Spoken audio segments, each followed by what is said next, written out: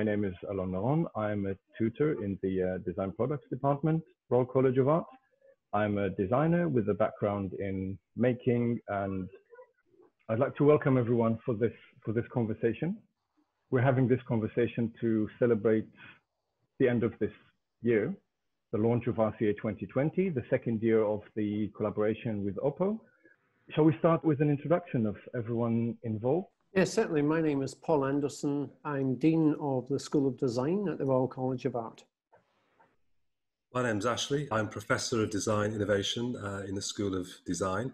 I'm Acting Head of Programme for the MA Design Products and Design Futures pathway. And I'm Head of Programme for the Master of Research in Healthcare Design and Head of Postgraduate Research in the Design School.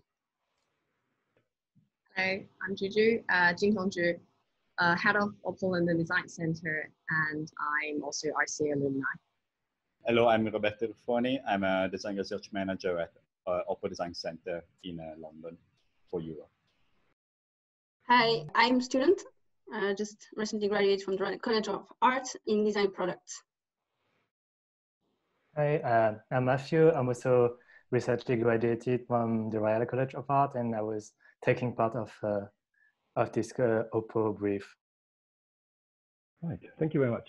So we're here to talk about this year's collaboration between RCA Design Products and OPPO. So this year the students were working on a brief under the title of Humanizing Technology. And this collaboration has led to an exhibition, a part of the RCA 2020 online show. This year has been a very unusual year. We're launching an online show for the first time in history. Ashley, would you tell us about that? Yes, Alon, happy to tell you about, spending several months all very closely packed into workshop studios and then finally into exhibition space is something that we obviously realised that we weren't able to facilitate. But I think actually more importantly, we've also realised that our sort of graduate shows have been very local and very central to kind of, South Kensington, and it's very London based.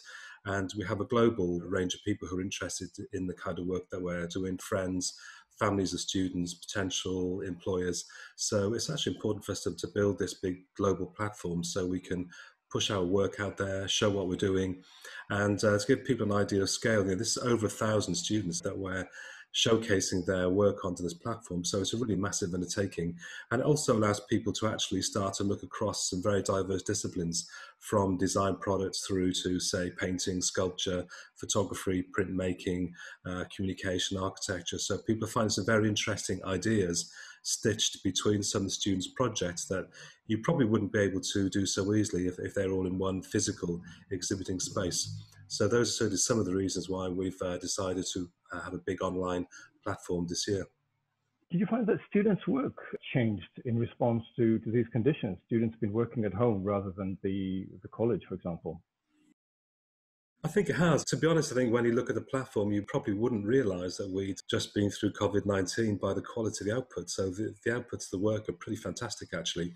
And people have found lots of very smart, kind of maybe innovative ways of repurposing materials, bits of machinery, processes, and there's been a mix actually. Some of our students have done very localized making, so literally to the end of their streets and back, and they've been through dustbins and recycle tips and things people leaving out on the streets, while other students have actually been sourcing products globally. So there's still people shipping parts in from all over the world to make their projects, or they're using platforms like RS Components to order electronic parts.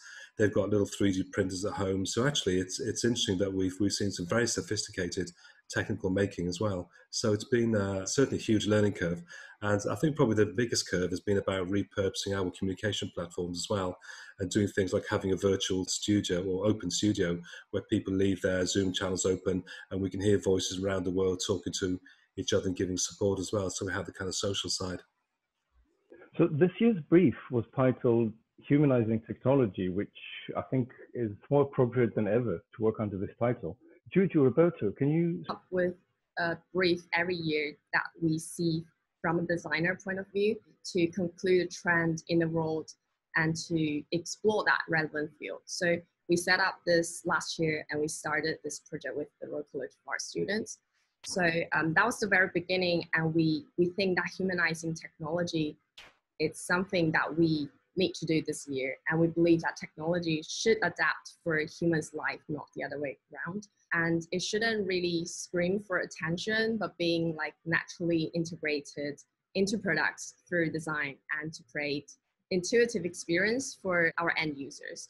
So I think humanizing technology is really a broad topic, but from my experience in Royal College of Art and our understanding of the college and the students, I think this is like a platform that we want to give to the student, that we want to see from the student, the creativity, the bold idea, and how the student from academic point of view, how they think about humanizing technology. I think this is a really exciting topic. So yeah, that's why we started.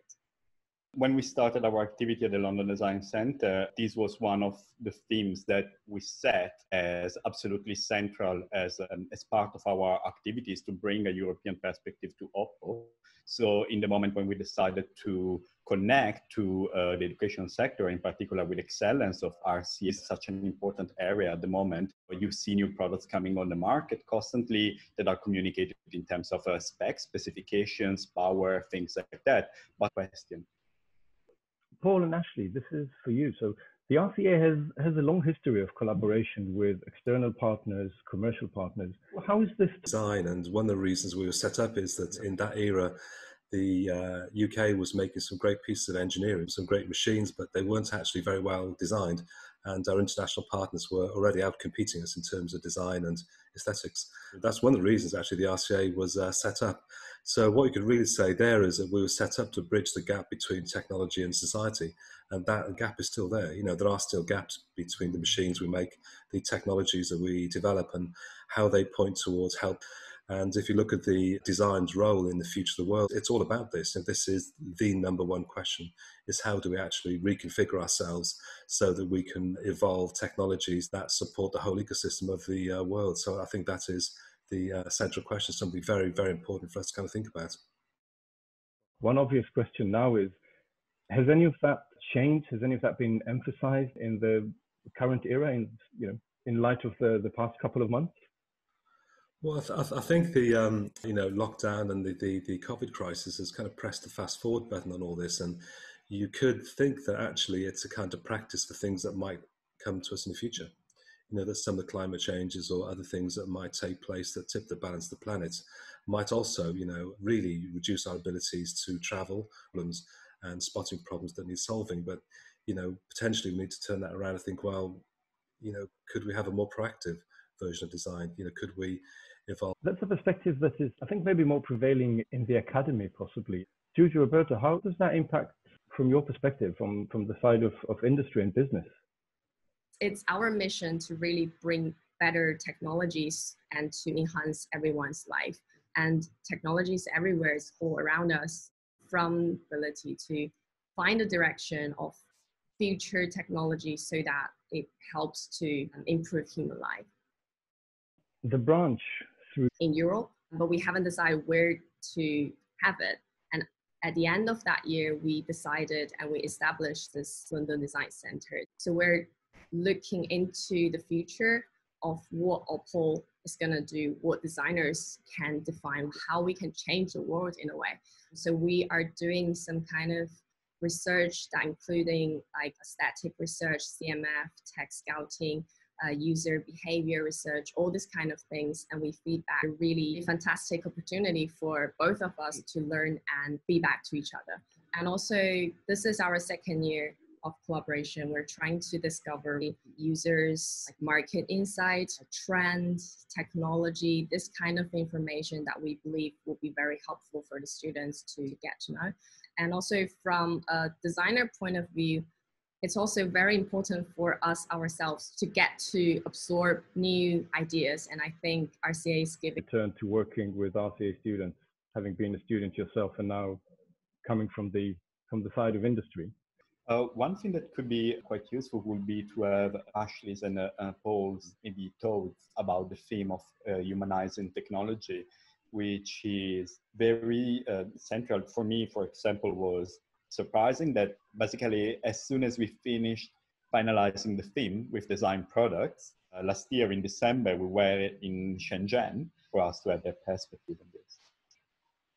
I think, humanizing technology, one of the interesting things is most of the innovation that we see in the world is actually technology-led. So people make a better machine, a faster machine, or a piece of software, and then we kind of try and find a way to monetize it and push it into the market. And actually still the minority of innovations in the world are design-led, which means that actually a balance between the needs of people and the capabilities of technology. But I think there's also that third piece, which we're looking for research. It's those kind of three pieces that we haven't quite connected yet. And certainly, OPPO's support in terms of looking at humanizing technology is essential for kind of trying to explore those big global challenges.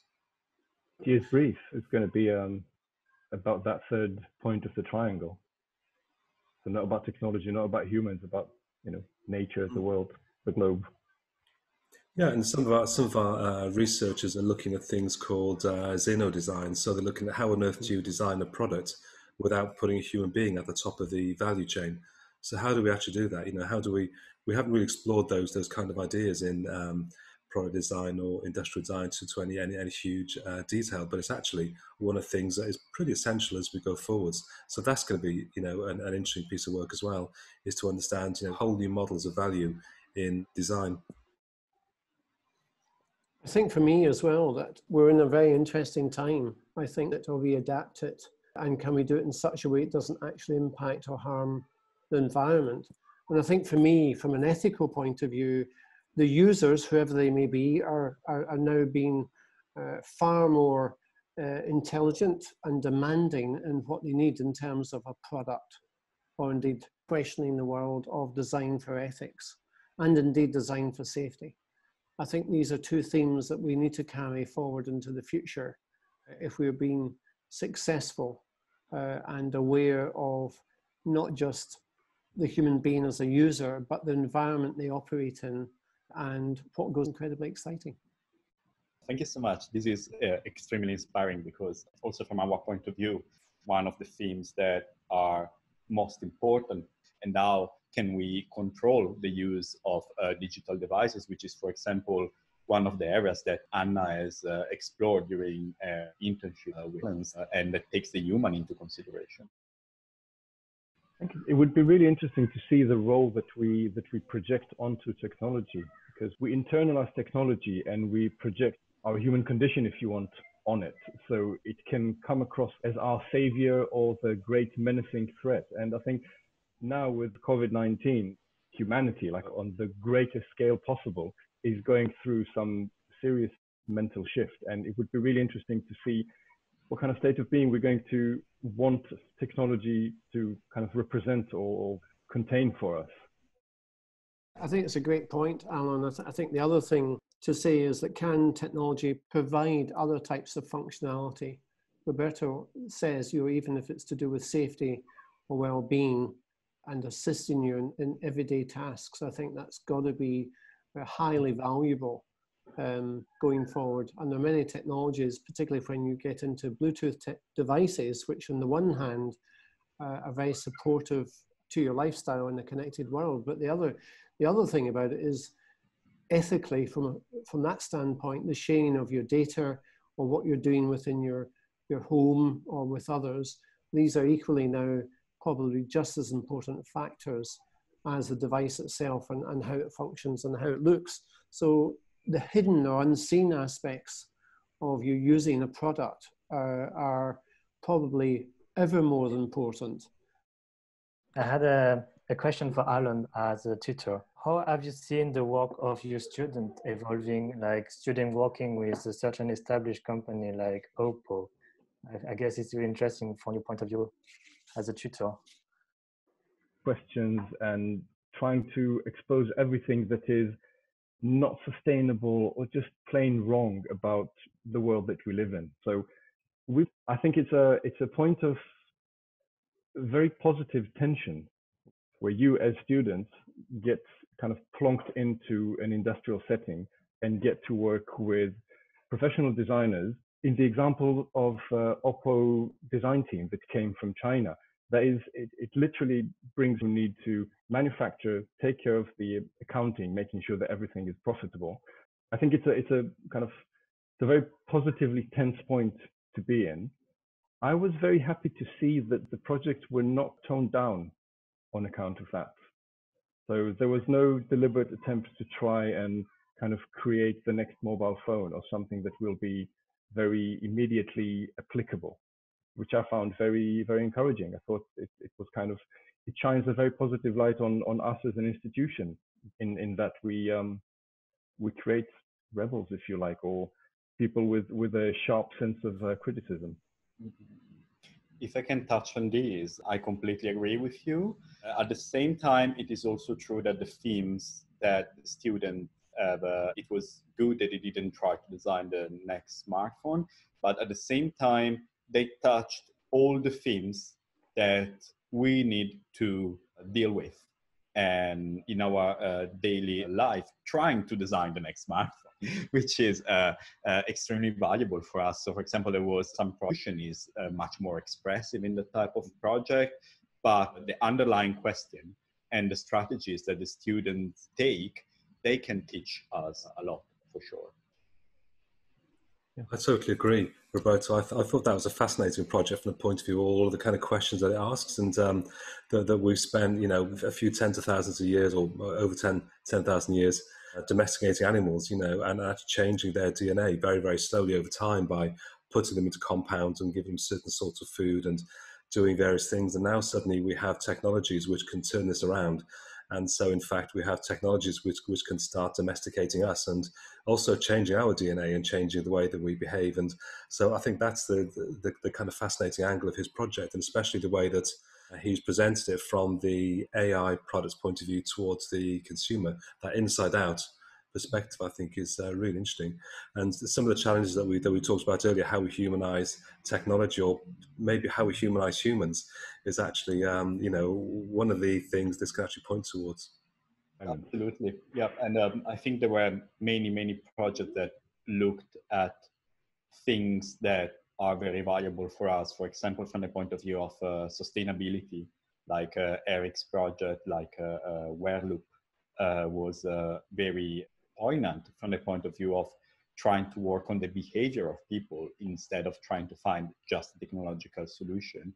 And at the same time, also Lilin, Jairui, they both very innovative ways at looking at how do you manage energy in the home, for example, how do you bring energy to your device, or how can you customize and transform your devices. So I really have to say, when I arrived to the point of having to, let's say, compile all the projects in the document to check and to start thinking about what was the outcome of this year, I realized that the themes that the student choose to approach were all extremely deep and all extremely relevant for us. Absolutely.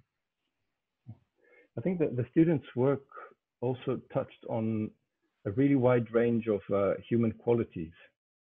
So when we think about technology, very often the prominent term is efficiency. Technology makes us more efficient to the point where we become, or where we feel inadequate in compared to our technology.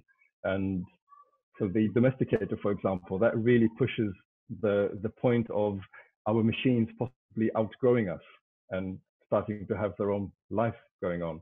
But the broad range of human traits or human qualities that the students were touching on, for me, it really exemplified the point in humanizing technology rather than technologizing humanity, if you can say. So it was good to see the openness and the sensitivity to all these different qualities that we have in us as humans. It would be really good to hear from the students' perspective of this project. Matthew, maybe we can begin with you. Could you tell us a bit about how you interpreted the brief? What was the meaning of humanizing technology for you? Yeah, what I found interesting in this brief, mostly the way the OPPO was seeing technology as something more human, more integrated. So I really wanted to see this technology as something more accessible, more intuitive for people, especially for children. So bringing the layers of playfulness and fun and make technology more fun and playful somehow. Introducing technology to children sometimes can be a bit of an uphill struggle. How did you go about that? That's true. With the pandemic, it was quite hard to approach the children, but when then you start thinking like, how can I manage? Because this is what mostly at this moment during the pandemic, when the parents and the children had to bond together to create at home, and that was the best moment to ask this kind of feedback, like what kind of activities they need to do, they want to do, and what they like, what they do, what they don't, and that was interesting feedback. And a bit later, when it was again possible to see outside people, then I was able to babysit like some children, and then like during the babysitting, like making my own workshop and testing my toys and my robot with them. So that was funny. Like really, it was both fun and very efficient. Any significant kind of insights or things that you found were very helpful in working with a partner like OPPO? Because I was really extracting the sensor. The general idea was extracting the sensor from the smartphone. That was the first project, the first idea with SmartKit. And then Animate came and it was inspired by extracting those sensors and make it more accessible, more easy to understand. And I wanted to build something from those sensors. So it was really interesting to talk with OPPO about what sensor in the phone, how do you communicate the sensor, what they do. And that was really inspiring because that was the goal of this project, to make electronic more accessible. At the heart of it, the collaboration was meant to end in April with the show at Milan, but that didn't come to be. And the result was that you continued that exploration and ended up with your second project, which is far more abstract, sort of strips the technology from the mobile phone that surrounds it and kind of focus on the bare elements of it. I thought that was a really nice linear development of the project. Anna, would like to hear about your project and also the yeah, I was very lucky in a way to be able to balance or split my time between OPPO and RCA. And I was doing two very different projects, which actually was also very interesting. RCA, I was actually working on furniture design.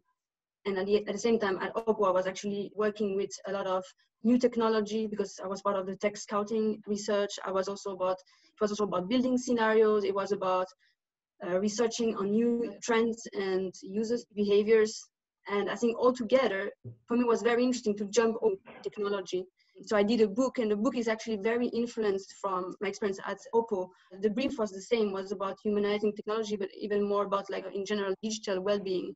I think the ability to spend time on researching and developing scenarios, and also then bringing that with actually the research on technology, was really helpful for me to think of the future of the phone in general. I think it was really very, very interesting experience. If I can add something a bit more about Anna's experience, I've been very lucky myself to be mentoring Anna when she joined our office in London. They never approach the theme only from that discipline point of view. You have people like Matthew or like Anna that are able to look at technology, user experience, materials, all these kind of elements, and kind of blend them together. And we always found this very open mindset and the capability to bridge across the disciplines. So it would be very interesting to know, for example, from Paul and Ashley, how does RCA structure the teaching to bring the students to be so able to cross across the disciplines? Thank you, Roberto. Yes, I'd be happy to answer that. So certainly on also it's the type of thinking that goes on, and it's also some of the inputs. And I think we have a sort of philosophy of, I think, introducing kind of critique, and there's a huge global mix of students as well, and there's a range of different kind of backgrounds, levels of industrial experience, and there's collaborations across different design. This project is very, very exciting indeed, because they're approaching the project with very fresh thinking and very fresh assumptions. And as human beings, we're incredibly adaptable, sometimes to the point where we can take a very poor product and still make it appear very, very successful because we are so adaptive. But a project like this is very, very exciting indeed, because when people start to think about innovation and thinking about individuality and developing a service and a product that is absolutely intuitive to use, then It's great. It's a great process to watch where innovation sometimes can be highly successful, but our students are also very capable of designing things to the point where things will break or fail. And that's where I think some of the biggest learning outcomes come from. They're taking risks all the time and they're pushing the boundaries. And I think that's a real factor across all the disciplines within the School of Design.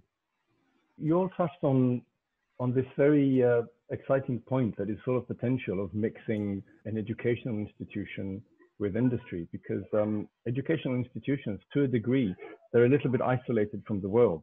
It's a key feature to allow the students to be taking risks where the consequences are not as they are in real life. And it really comes in its own element when you then place them in a commercial environment. It puts you as a member of a valuable part of this experience and what's next. I guess now it's the visibility that OPPO, the way that we showcase our project is going to be an important part of how a student like just freshly graduating going to make our first step in the design world somehow. I think that's really, really interesting to be associated with a brand like OPPO, mostly when you are walking around the same topic and with technology.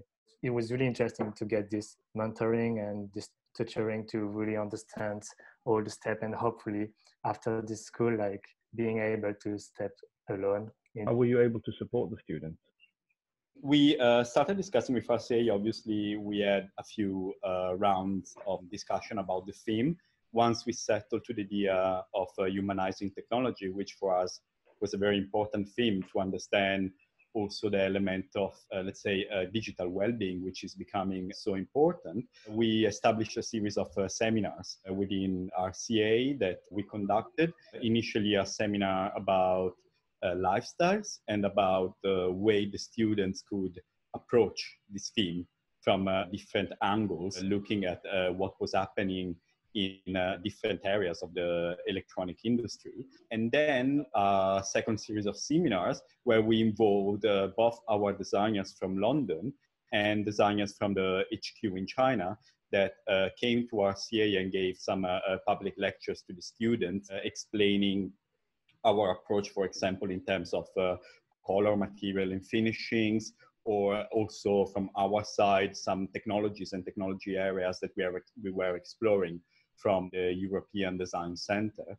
So we fed to the student this type of information initially so that they could start designing. And then after the pandemic hit, since it was much more difficult for us to keep being in touch with the students, we set a series of tutorials remotely via you. So when an external partner like that enters a collaboration with the college, it's as if you're handing your students over to some kind of foster tutor in a way. Things students take away from these kind of collaborations is understanding, the thinking and the priorities and how people in different commercial organizations gain employment. It's great to have it as part of one of their projects. And it's also just to gain that kind of one-to-one feedback and to get maybe advice, support, mentoring, criticism on their projects, and to understand, some of the differences between, say, how a commercial partner might view one of their designs versus one of the tutors. And of course, sometimes it's very similar, and other times it's actually quite different. I would agree with what you've just said. I think it's a very, very exciting opportunity and thinking.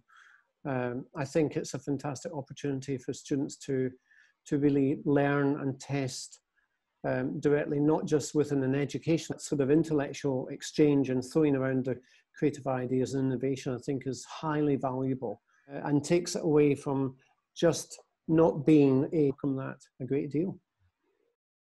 I think I'd probably add in a final point from me as well. It's always interesting when we do these collaborations because we work with external to get a really interesting kind of range of designs and, kind of cross-section of reactions.